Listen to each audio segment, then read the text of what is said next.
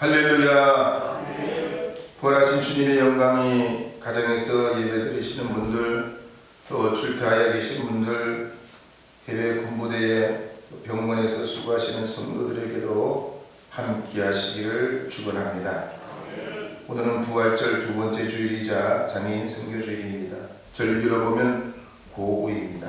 농촌에서는 봄비에 따라서 모짜리를 준비하는 때이고, 어촌에서는 수모대가 올라가서 강물로부터 올라오는 때 풍어의 계절이고, 산촌에서는 봄나무를 뜯고 자작나무나 박달나무에서 나는 수액을 마시는 때입니다. 주님께서 무엇보다도 이 부활절 포함해서 7번 이 부활 주간을 지키는 우리에게 하나님의 거룩한 주의 은혜와 축복을 이 아침에 내려주시기를 원합니다.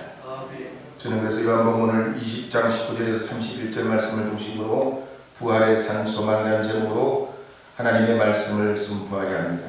먼저 요한복음 20장 19절에서 20절 말씀을 함께 읽어보시도록 하겠습니다. 19절 20절입니다. 이날 곧 안식 후 전날 저녁 때 제자들이 유대인들을 두려워하여 모인 곳에 문들을 닫았더니 예수께서 보사 가운데 서서 이르시되 너희에게 평강이 있을지어다. 이 말씀을 하시고 손과 옆구리를 보이시니 제자들이 주를 보고 기뻐하더라.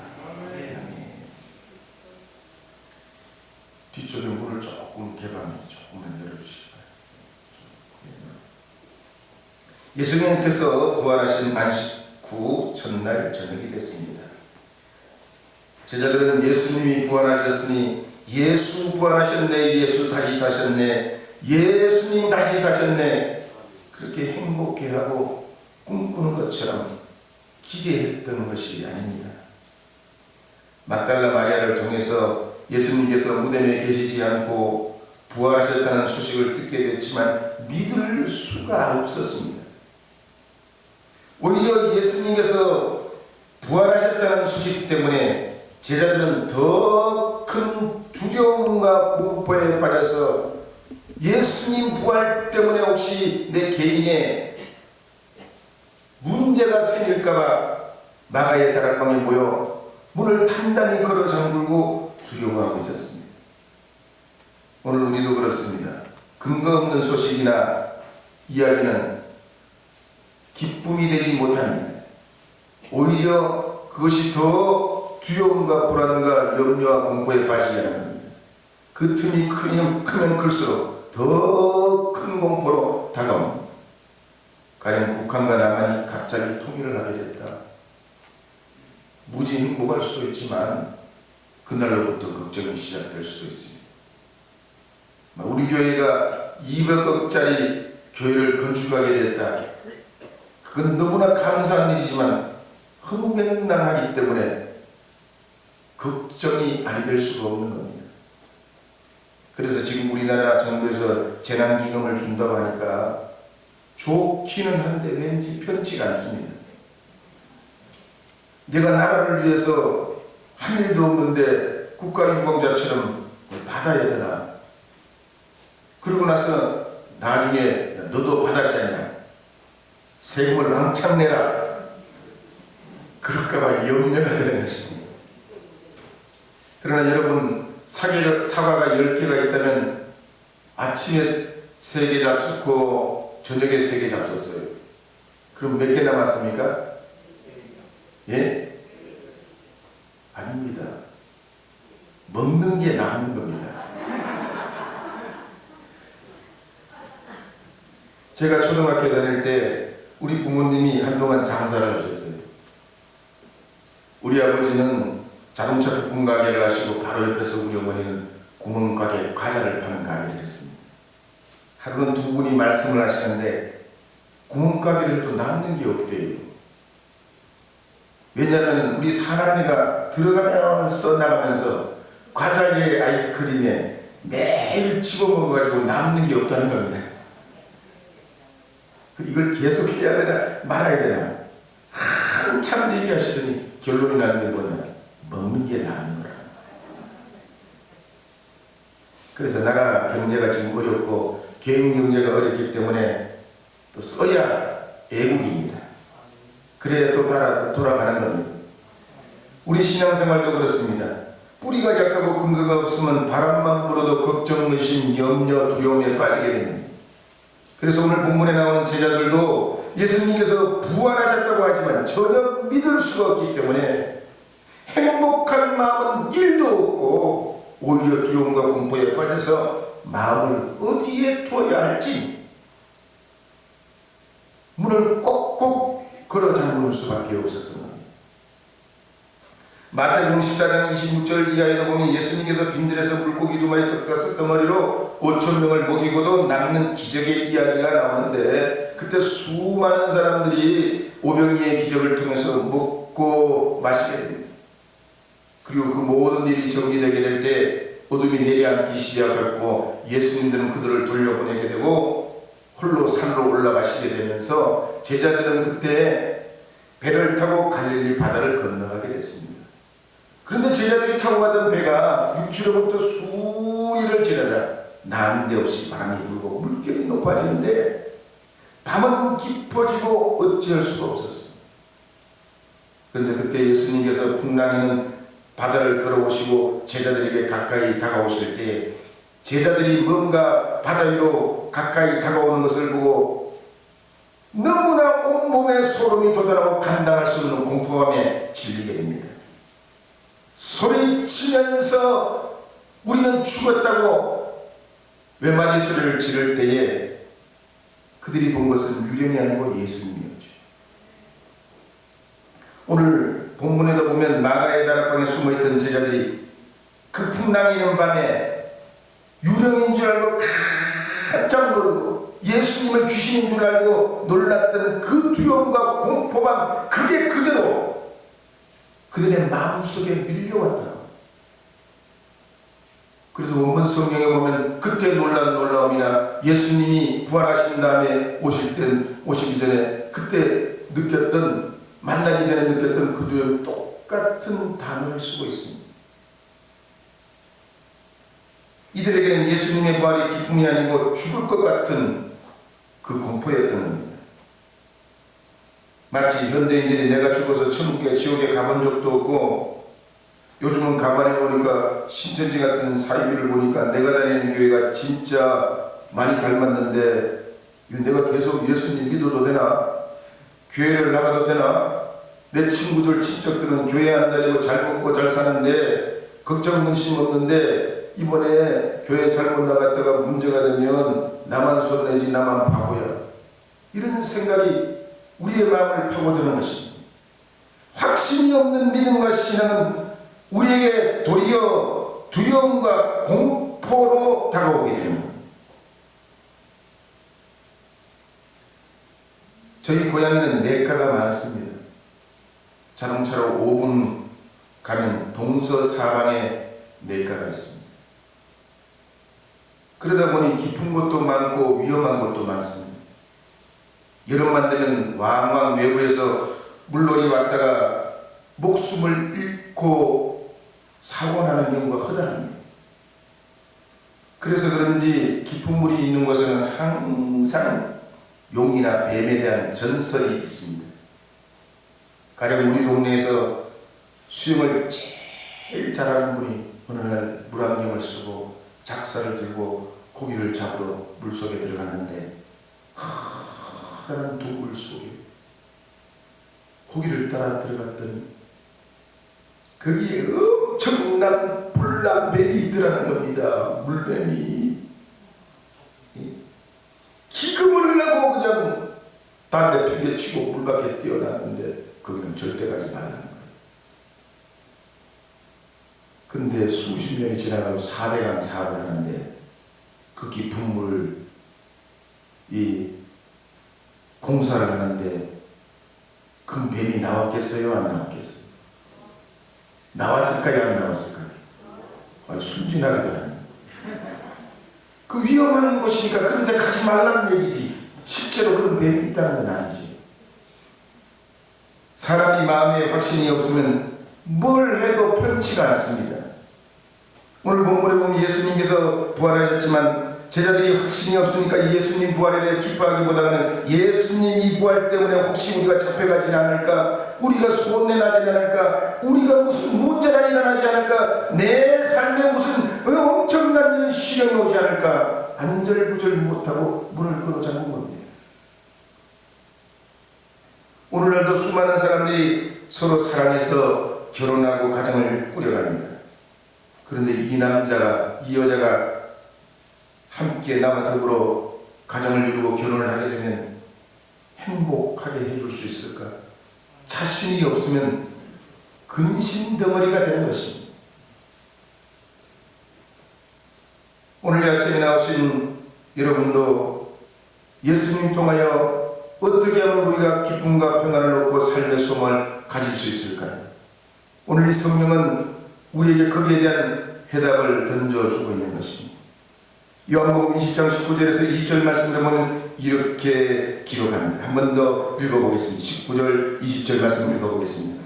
이날 곧 안식 후 첫날 저녁 때 제자들이 유대인들을 두려워하여 모인 곳에 문들을 닫았더니 예수께서 보사 가운데 서서 이르시되 너희에게 평강이 있을지어다. 이 말씀을 하시고 손과 옆구리를 보시니 제자들이 주를 보고 기뻐하더라.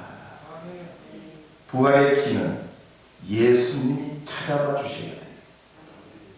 막달라 마리아도 예수님의 빈 무덤을 들여다봤지만 예수님을 만나지 못했습니다. 베드로도 사도 요한도 달려가 무덤 속을 살펴봤지만 수건과 세마포만 있을 뿐 예수님을 뵐 수가 없습니다. 왜냐? 예수님은 이미 부활하셨기 때문에 빈 무덤에서 아무리 찾아봐야 예수님은 계시지 않는 것입니다.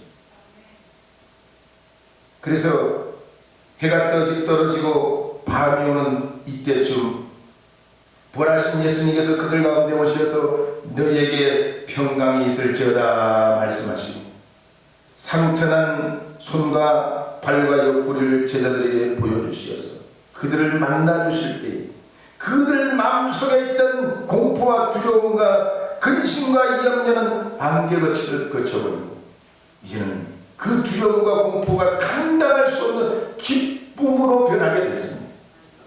그래서 요한복음 20장 20절에 보면 공동번역과 현대인의 성경에 보면 이렇게 이 대목을 번역하고 있는 걸 볼 수가 있습니다. 공동번역 요한복음 20장 20절 함께 읽어보도록 하겠습니다. 그리고 나서 당신의 손과 옆구리를 보여주셨다.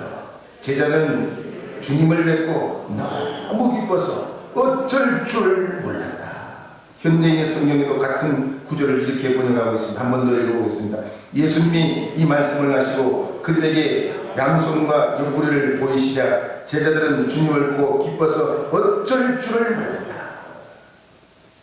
그래서 예수님과 목사가 멋지게 설교한다고 해서 생겨난 확신이 아닙니다. 신앙 좋은 장로님 권사님들이 부활에 대해서 이야기를 들려주고 그래서 우리 마음속에 생겨나는 것이 부활신앙이 아닙니다. 부활하신 예수님 나를 만나주셔야 돼요. 그렇기 때문에 도마와 같은 제자들도 다른 제자들이 아무리 부활하신 예수님 만나가지고 그 감격 그 기쁨을 가지고 도마에게 얘기해봤자 도마는 만나보지 않았기 때문에 아무 소용이 없었어요. 그래서 요한복음 20장 24절에서 25절에 보면 이렇게 기록합니다. 함께 읽어보겠습니다. 12제자 중에 하나로서 디두모라 불리는 도마는 예수께서 오셨을 때에 함께 있지 아니한지라. 다른 제자들이 그에게 이르되 우리가 주를 보았노라 하니 도마가 이르되 내가 그의 손에 못자국을 보며 내 손가락을 그 못자국에 넣으며 내 손을 그 옆구리에 넣어 보지 않고는 믿지 아니하겠노라 하니라. 그러니까 예수님이 뭐라고 말씀하십니까? 29절에 보면 예수님께서 그에 대해서 이렇게 말씀하십니다. 29절 한 번 더 읽겠습니다. 예수께서 이르시되 너는 나를 본 거로 믿느냐? 보지 못하고 믿는 자들은 복되도다. 직접 체험하고 경험하고 그래서 얻는 확신도 놀라운 확신이지만 이보다 더 큰 확신은 보고 체험해서 얻는 확신보다 더 큰 확신은 보지 않고도 믿는 확신입니다. 그래서 백부장이 그랬잖아요. 예수님께서 자기 하인이 중환병에 걸려 죽게 됐을 때에 주님께 자기 하인에 대해서 고침받기를 원할 때 예수님이 직접 자기 집에 오시지 않아도 말씀만 하시면 낫는 줄 믿고 주님의 말씀대로 그 말씀에 믿음 갖게 될 때 그 시로 그 하인이 병이 낫게 됐습니다. 왜 그럼 이와 같이 주님의 부활은 이렇듯 우리가 직접 보지 않아도 혹은 봐서 만나서 깨달아 알 때 우리에게 큰 인간 능력과 확신이 되어지는 것입니까? 왜 주님은 2000년 전에 제자들에게 보이고 지금 우리와 같은 시대에 사는 사람들은 예수님 부활을 직접 보지 않고 만나보지 않았지만 우리에게 왜 예수님의 이 부활은 확신이 되고 능력이 되고 산 소망이 되냐면 그것은 예수님 부활은 팩트이기 때문입니다. 주님의 이 부활은 팩트이기 때문에 절대로 종용하거나 강요하지 않습니다. 그래서 사도 바울이 고린도 교회에 보낸 편지에 보면 이렇게 적혀 있는 걸 볼 수가 있습니다. 고린도전서 15장 3절에서 8절에 보면 이렇게 기록합니다. 함께 읽어보겠습니다. 내가 받은 것을 먼저 너희에게 전하였노니 이런 성경대로 그리스도께서 우리 죄를 위하여 죽으시고 장사 지낸 바 되었다가 성경대로 사흘 만에 다시 살아나사 게바에게 보이시고 우리의 12제자에게와 그 후에 500여 형제에게 일시에 보이셨나니 그 중에 지금까지 대다수는 살아있고 어떤 사람은 잠들었으며 그 후에 야고보에게 보이셨으며 그 후에 모든 사도에게와 맨 나중에 만삭되지 못하여 난자 같은 내게도 보이십니다. 부활하신 예수님, 부활 자체가 팩트요 사실이고 진실이기 때문에 제자들 만나실 때 십자가에 못 박혔던 그 손과 발, 허리에 장자국 그 모습 그대로 그들을 만나셨습니다. 진정한 부활은 꾸밀 필요가 없습니다. 가릴 필요도 없는 것입니다. 진짜 다이아몬드나 수금은 찌그러져도 그 가치가 여전히 존재하는 것처럼 부활하신 예수님에게 못자국과 창자국은 더 이상 죄인의 상처가 아니요 죽음에서 일어난 증거요 다시 사신 성흔이 되는 것입니다. 그래서 예수님의 부활은 온 인류에게 희망이 되기 때문에 우리 기독교인들은 신앙을 가지고 참된 신앙을 가진 사람들은 신앙이라는 이유로 다른 사람들을 희생하게 하거나 억지로 존경하고 끌고 가는 그런 믿음을 절대로 성경은 말하고 있지 않음을 우리는 기억해야 됩니다. 그런데 역사에 보면 세상의 유명한 사건들은 다 희생이 따랐습니다. 가령 1966년에서 1970년 10년 정도 있었던 저 중국의 모택동이 주도했던 문화혁명에 보면 40만 명이 죽었습니다. 1917년에 일어난 러시아 혁명, 볼세비키 혁명도 수천만의 희생이 뒤따랐습니다. 프랑스 혁명도 피해 혁명이라고 할 만큼 많은 사람들이 희생됐습니다. 우리나라의 1960년에는 4.19, 오늘 4.19 혁명도 그렇습니다. 3.15 부정선거 때문에 이 촉발된 4.19 혁명 때문에 나중에 군사혁명으로 쿠데타로 이어지면서 격동의 세월을 보낸 것이 우리 근대사에 다 드러납니다. 그러나 부활신앙 공동체는 기독교는 그렇지 않습니다. 나의 신앙과 믿음 때문에 절대로 다른 사람에게 희생을 강요하거나 종용해서는 아니 되는 겁니다. 미국의 펜실베니아에 가면 아미시 공동체가 있는데 그들은 영국 청교도의 신앙정신으로 공동체를 이루면서 문명의 이기를 멀리하면서 노동의 중요성과 인간이 살아가는 공동체의 삶을 중요한 가치로 여기며 살아갑니다. 그런데 지난 300년 동안 아미시 공동체가 특별히 난리 피우며 아주 무슨 이상한 방법으로 전도나 포교로 선교를 하여도 3배나 신자들이 늘어났습니다. 그들은 부모라고 자식들에게 신앙을 강요하지 않습니다. 때가 되면 그들이 선택할 기회를 주면 자녀들은 부모들이 갔던 그 신앙의 믿음의 길을 70% 이상 다 따라간다고요. 심지어 어떤 자녀들은 독립했다가 다시 되돌아옵니다. 예수님의 부활이 그렇습니다. 예수님의 목적을 위해 제자들을 희생시키지 않았다는 얘기. 복음을 전하라고 하셨지만 자기의 재인 재산을 다 내놓고 가정도 젊음도 목숨도 직장도 미래도 버리라고 강요하시지 않았습니다. 그래서 예수님의 십자가 이후에 주님 돌아가실 때에 실망했던 엠마오로 내려가는 제자들도 부활하신 예수님 통하여 심령이 뜨거워질 때 그들을 스스로 예루살렘에 올라가서 예루살렘 공동체에 참여하고 초대교회를 이루어왔던 것이 교회의 전통입니다. 사도 바울도 다메섹으로 가는 도중에 부활하신 예수님 만나서 성경 공부하고 특별한 프로그램으로 훈련받고 개조받아가지고 선교사가 된 것이 아닙니다. 왜냐하면 부활하신 예수님은 주님의 목적을 위해 사람을 굴복시켜 좀비 같은 인생을 살게 하는 분이 아니기 때문입니다. 맹목적인 신앙으로 우리 인생을 포기하고 나에게 주신 모든 은사와 하나님이 내게 주신 본래 타고난 하나님이 내게 부어주신 그 모든 은사를 부정하는 것은 신앙이 아닌 것입니다. 친환경 농법에 보면 유기농 말고 태평농법이라는 것이 있습니다. 저도 이걸 다 해봤습니다. 태평농법은 비료나 농약을 사용하지 않고 트랙터나 경운기로 땅을 갈지 않는 겁니다. 그리고는 미생물이나 지렁이나 땅강아지 같은 이런 벌레들이 땅에서 활성화되도록 도와주고 생태계가 회복되도록 해서 농사를 짓는 방법이 태평농법입니다. 신앙생활도 그렇습니다. 세상의 모든 종교는 인간의 필요를 따라 종교를 만들기도 하고 원하는 철학과 신념을 따라 종교 교리를 만들어냅니다. 그러나 기독교는 그렇지 않습니다. 비록 믿음이 없어서 두려움과 염려와 불안 속에 살아가고 때로는 우리 자신이 믿음의 확신이 없어서 한쪽으로 몰려 살아가는 수가 있지만 예수님이 우리를 찾아오시어 우리 안에 생긴 성령을 통해 우리 안에 내적 증거로 말씀하시고 고백하는 그 신앙을 따라 우리가 나오는 것입니다. 그래서 우리는 예수님 통해서 나를 보고 주님 받으신 그 고난을 통해 부활을 통해 나의 고통과 나의 절망을 들여다보는 것입니다. 그래서 유명한 신학자는 이 부활의 삶을 살려면 부활의 세 가지를 받아들여야 한다 그랬습니다. 첫째는 역사적인 부활입니다.